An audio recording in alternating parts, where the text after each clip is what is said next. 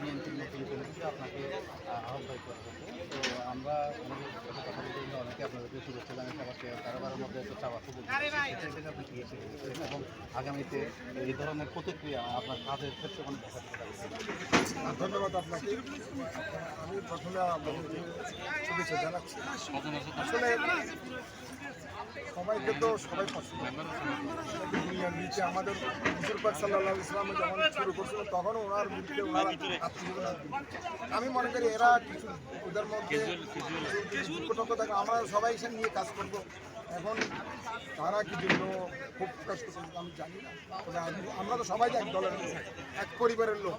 সুতরাং আমি মনে করি পরিবারের মধ্যে যদি আমাদের মধ্যে কোনো সমস্যা থাকে এগুলো আমরা ইচ্ছাবুদ্ধি সমাধান করবো এবং সবাইকে নিয়ে কাজ করা হচ্ছে আমাদের উদ্দেশ্য, এবং এটা আমাদের টিম চেয়ারম্যান তারিক সাহেবেরও নির্দেশ সবাইকে নিয়ে কাজ করার জন্য। আপনাদের যে চলমান আন্দোলন, এই আন্দোলনের ক্ষেত্রে